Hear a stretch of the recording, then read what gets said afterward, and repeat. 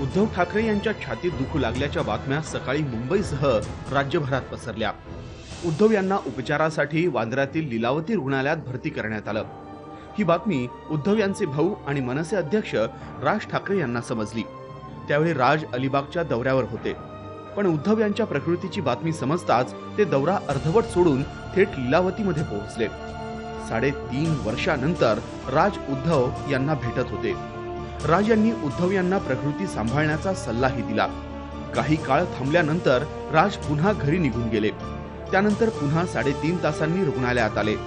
त्यावेळी उद्धव यांना डिस्चार्ज मिळाला होता। राज यांनी उद्धव यांना घरी सोडण्याचं ठरवलं। उद्धव यांची गाडी राज चालवत होते, तर बाजूच्या सीटवर होते खुद्द उद्धव। दिवसभरात विविध राजकीय पक्षांच्या नेत्यांनी आणि सेनेच्या आमदार नेत्यांनी उद्धव यांची भेट घेतली, पण चर्चेत राहिले ते राज। राजकीय वादानंतर दोन्ही भाऊ वेगळे झाले। राज यांनी स्वतःचा वेगळा पक्षही स्थापन केला। अनेकदा थेट नाव घेऊन तर कधी नाव न घेता एकमेकांवर आरोप प्रत्यारोपही झाले। निवडणुकांच्या निमित्तानं आणि इतर कार्यक्रमात या दोन भावांनी एकमेकांबद्दल ठाकरी शैलीत टीकाही केली। बाळासाहेबांनी कोणत्याही गोट्याला शेंदूर फासला म्हणून तो देव होत नाही असं उद्धव ठाकरे म्हणाले होते। त्याला उत्तर देताना यांना काय शेंबूड फासला का असा टोला राज यांनी लगावला होता।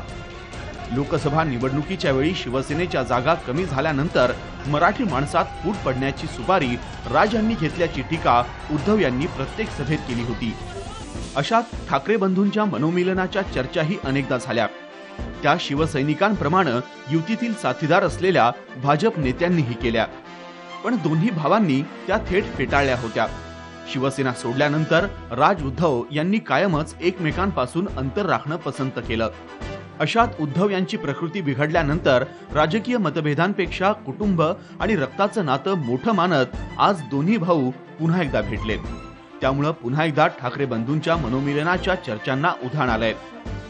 राजकारण हे बाजूला आणि रक्ताचं नातं या दृष्टीने रक्ताच्या नात्याने इथे एकत्र आले हे खरोखरच आनंदाची गोष्ट आहे। राजसाहेबांनी आणि उद्धव साहेबांनी एकत्र येऊन या महाराष्ट्रामध्ये सत्ता आणावी अशी भीमशक्ती रिपब्लिकन सेनेची आणि आंबेडकरी जनतेची तीव्र इच्छा आहे। भलेही ही भेट राजकीय नाही तर कौटुंबिक होती, त्यात नात्यांचा ओलावा कायम असल्याचं दिसून आलं। एका दिवसात सलग तिसऱ्यांदा उद्धव यांना भेटून राज यांनी राज्याच्या राजकारणात वेगळ्या घडामोडी घडू शकतात याचे संकेत दिले आहेत।